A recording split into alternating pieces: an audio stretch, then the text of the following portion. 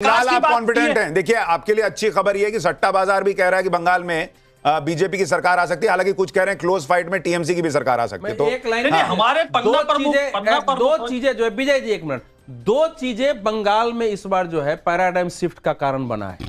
एक एसआईआर के कारण जो है, देखिए पर सीट 28,055 वोट कटे हैं। हाँ, तो वो सिर्फ टीएमसी के थोड़े कटे होंगे। नहीं सुनिए, टीएमसी के भी, लेकिन टीएमसी के भी कटे। फर्जी वोटिंग का जो खेल चल रहा था कम्युनिस्टों से लेकर के ना, बोगस वोटिंग का, मरे हुए के नाम पर बंगाल में टीएमसी के अलावा कोई फर्जी वोटिंग इतनी करने की हैसियत नहीं रखता था। और दूसरा, जो सुरक्षा की अभूतपूर्व व्यवस्था हुई है, दो चीजों ने बहुत जब कहेंगे कि ममता बनर्जी फर्जी वोटिंग से जीत जा रही थी, तो लोग ये प्रश्न पूछेंगे कि फिर चुनाव आयोग बहुत बढ़िया चुनाव कराता है, वो क्या ये लाइन कहां गई? फिर नहीं, चुनाव आयोग फेल्योर था। इतना फर्जी वोटिंग हो जाए कि कोई चुनाव जीत जाए उससे, इतना फर्जी वोटिंग हो जाए कि वो सरकार बना ले। अभी अमित जी ने कहा, देखिए पहला चुनाव है 1967 के बाद जो हत्या रही थी, एक हत्या नहीं हुई सर।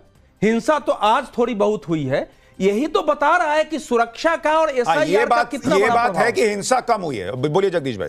देखिए विजय शर्मा जी बड़े खुश थे कि प्रधानमंत्री की रैली में लाखों लोग थे। अरे भाई कम बता रहे हो आप, लाखों तो हिंदुस्तान से चले गए थे, कम से कम 5-7 लाख तो बताते, थोड़ा सा और सम्मान बढ़ता।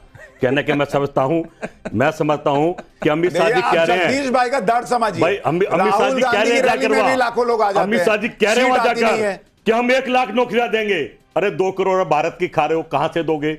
आप कह रहे हो 3,000 माताओं के अकाउंट में डालेंगे, रो रही है दिल्ली वाली बेचारी सारी। कहां कौन आप पे यकीन करेगा? भीड़ दिखाकर वोट के चक्कर में मत रहो भाई, ये दुनिया सब जानते हैं पैसे। अरे पर जगदीश भाई, और वोट भी नहीं देगी। जगदीश भाई, हालात ऐसे हो गए हैं। मतलब आप ये कह रहे हैं कि कोई बीजेपी पे भरोसा नहीं करेगा, फिर भी वो 77 सीट लाते हैं और आप भरोसे के लायक हैं, लेकिन आपको सीट नहीं आती। भाई मेरी बात सुन, हम तो लड़ी इस बात पहले सब सीटों पर हैं। अगली बार रिजल्ट देंगे आपको, क्योंकि बंगाल की जनता दोनों पार्टी को देख रही है। दोनों एक ही थाली के चट्टे बट्टे हैं। राहुल गांधी जैसा कोई नहीं जो जनता की बात बंगाल में कांग्रेस की सरकार आ रही है। देखिए कहां पे?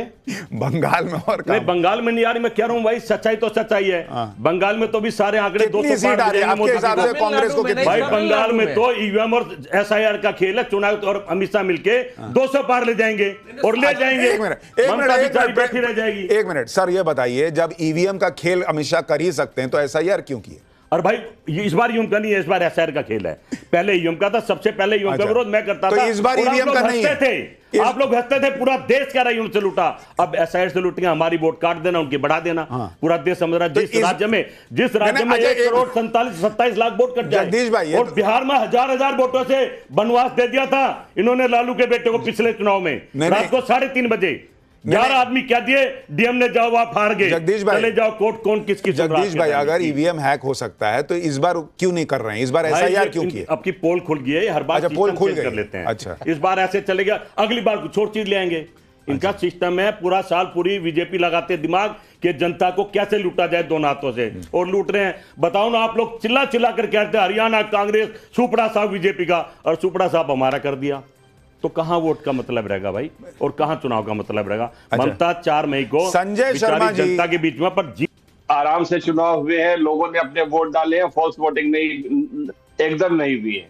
मैं अवधेश जी से कहूंगा कि 4 तारीख को इस पर कायम रहिएगा कि अच्छे चुनाव हुए हैं। 1 नंबर 2, भारतीय जनता पार्टी जो कह रही है हमारी 3 सीटें थी, 77 सीटें हो गई, ये इसके पृष्ठभूमि में जाकर देखना जरूरी है।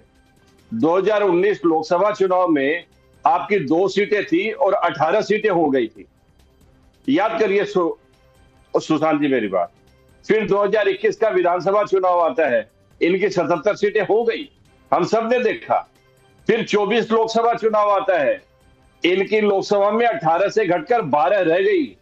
बंगाल की जनता का मैंडेट यहां से काउंट करिए आप, 77 से काउंट करने से नहीं होगा। जितने कटे उतने भाजपा के भी कटे होंगे। संजय जी, तमिलनाडु में 74 लाख वोट कटे। जरा ध्यान से सुनिए, उस समय आपके यहाँ 58 लाख ही कटा था। तमिलनाडु में 74 लाख वोट का नाम कटा, लेकिन वहां इतना बड़ा इशू नहीं बना वो उस समय। अब न जाके 91 लाख हुआ है, उस समय तो आपके यहाँ कम ही कटा था। और जिस 27 लाख की बात हो रही है, वो 27 लाख लोगों का दावा कराया गया है। उसमें संजय जी सबसे बड़ा प्रश्न है कि अगर एसआईआर का कोई इंपैक्ट ही नहीं पड़ना था, ममता बनर्जी सुप्रीम कोर्ट चली गई अपना पक्ष रखने।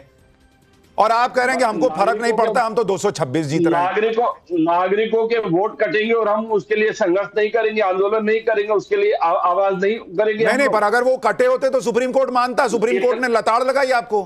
300 न्यायिक अधिकारी रखे और आप कह रहे हैं कि वहां पे नाम कट गए बेकार के। अरे सुप्रीम कोर्ट ने तो माना कि नाम कट रहे हैं। तो नाम तो कटेंगे ही, एसआईआर की प्रक्रिया ही नाम गलत नाम हटाने के लिए है। सर, सुप्रीम कोर्ट ने ये नहीं कहा कि गलत नाम कट रहे हैं। 300 जज लगाए गए। सुनिए, आपके एसआईआर में 300 जज लगे हैं अलग अलग राज्यों के, और 300 जजों ने मिलकर के वो जो लॉजिकल डिस्क्रिमिनेंसी था उसका फैसला किया है। कोर्ट का भी चुनाव आयोग पर भरोसा। चलिए ठीक है, देखिए अभी आप मान रहे हैं कि भाई ईवीएम हैक नहीं हुआ है और एसआईआर का इंपैक्ट है, लेकिन वो इंपैक्ट आप पे पड़ा नहीं और आप 226 सीट जीत रहे हैं। 4 को इस पे कायम रहिएगा और आप जीतेंगे तब भी रहिएगा, हारिएगा तब भी रहिएगा। विजय शर्मा जी, एक चीज आप बताइए, जो टीएमसी के प्रवक्ता संजय जी कह रहे हैं कि भाई 2024 लोकसभा चुनाव में तो आपकी सीटें बंगाल में घट गई थी, तो ये अभी विधानसभा में क्यों बढ़ जाएंगी? किसी से भी पूछेंगे, कार्यकर्ता से भी पूछेंगे, 2024 का चुनाव वो था जो काट की हांडी एक बार चढ़ती है। इन्होंने एक झूठा नैरेटिव चलाया था कि संविधान बदल देंगे। ये वो चुनाव था। हमारा सिर्फ वेस्ट बंगाल में ही सीटें कम नहीं हुई थी, और कई स्टेटों में भी सीटें कम हुई थी, तो उसको हम अपवाद मानते हैं। वो हर बार नहीं होने वाला, उसका आप तुलना इसके साथ मत कीजिए। बाकी आप देखेंगे 100% मैं श्योर हूं, जितने हमारे पन्ना प्रमुख, तो वो 100% कमल खिलने जा रहा है, क्योंकि उन्होंने जो भ्रष्टाचार किया है, एक मंत्री के घर से इतने पैसे निकलते हैं कि नोट गिनने वाली मशीनें गर्म। अच्छा प्रेम कुमार जी, एक बात बताइए, आप कॉन्फिडेंस के साथ कह रहे हैं कि भाई टीएमसी की वापसी हो रही है, अगर जैसे बीजेपी कह रही है कि क्या क्या चेंज हुआ, इस वजह से इस बार परिणाम बदल जाएंगे, आपके हिसाब से ममता बनर्जी के पक्ष में ऐसा क्या जा रहा है? और कुछ करीब 23 या 27 में भूल रहा हूं, उतनी सीटें ऐसी थी जहां की वो भी चली जाती बीजेपी को, लेकिन वहां लेफ्ट, वो चीजें भी हुई। लेकिन लेफ्ट का जो फिर से इमरजेंस है, ये हिंदू वोट में ज्यादा प्रभाव है लेफ्ट का। तो लेफ्ट का इमरजेंस क्यों है आपके हिसाब से?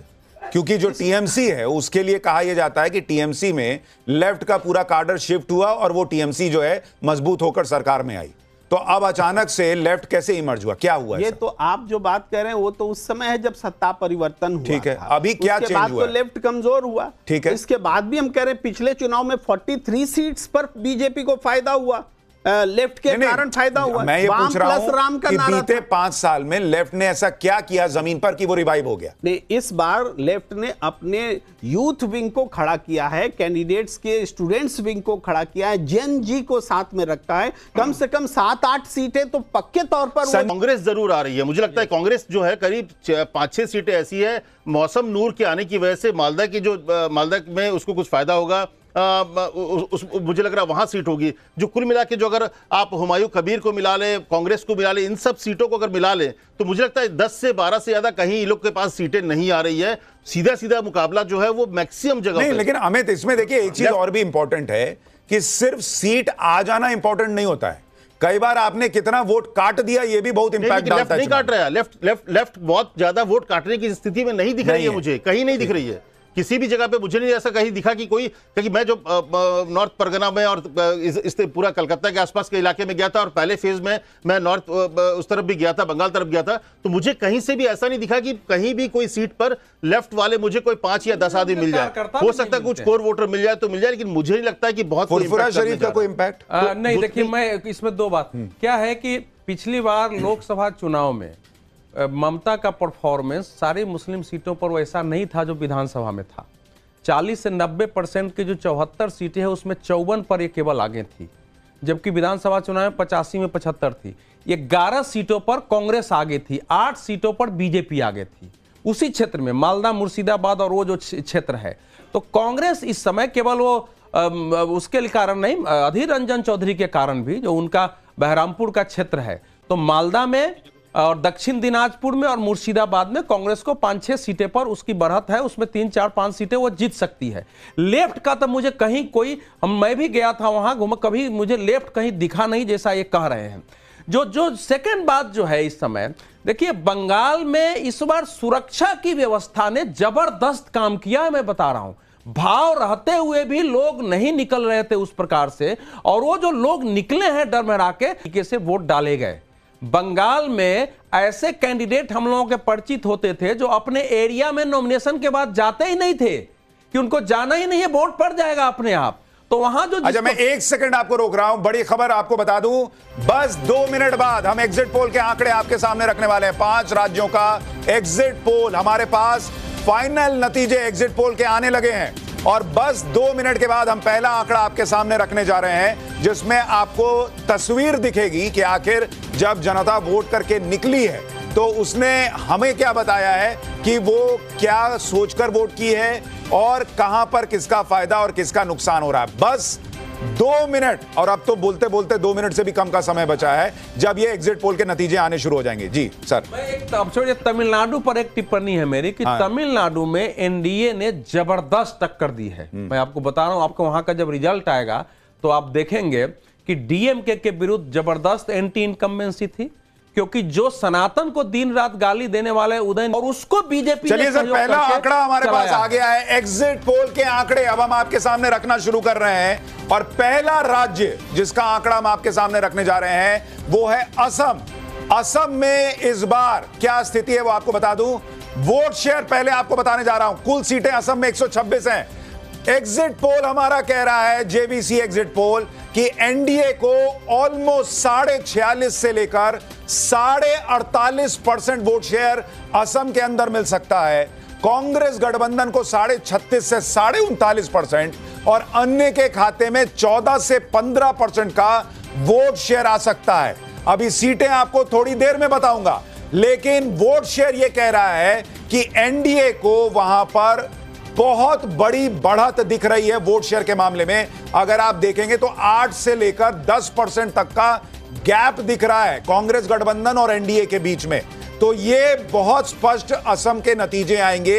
ये पहली तस्वीर इसकी दिख रही है। एक छोटा छोटा रिएक्शन सबसे पहले ले लेते हैं वोट शेयर पर, उसके बाद मैं आपको असम की सीटें बताऊंगा। जगदीश भाई, ऑलमोस्ट 48-49% वोट शेयर एनडीए का दिख रहा है। देखिए भाई सुशांत, मैं तो समझ रहा हूं वो सारी मीडिया कह रही थी कि जो मुख्यमंत्री होता है उसके खिलाफ अगर ज्यादा वोट पड़े तो खिलाफ जाता है। यहाँ तो फेवर में जा रहा है आसाम में, और आप उधर बंगाल में ज्यादा पड़ा, वहां भी उनके खिलाफ बता रहे हो। कंफ्यूजन सा पैदा कर दिया। हम कुछ नहीं बता रहे, आपने गलत मीडिया देख लिया, चर्चा बता रहे हैं, मीडिया बता रही है, मीडिया यही कह रही है। अभी मैंने देखा ना, मैं डिबेट में बैठता था भाई, आसाम में बहुत ज्यादा वोट पड़ी है, तो मुख्यमंत्री खिलाफ पड़ी या उनके फेवर पड़ी समझ में नहीं आ रहा। अब बंगाल में बहुत ज्यादा पड़ गई है। अच्छा, ये आंकड़ा आपको ठीक लग रहा है कि नहीं लग रहा है? देखिए आंकड़े तो मैं तो अपना परिणाम बता चुका हूं। आसाम बीजेपी ले जाएगी।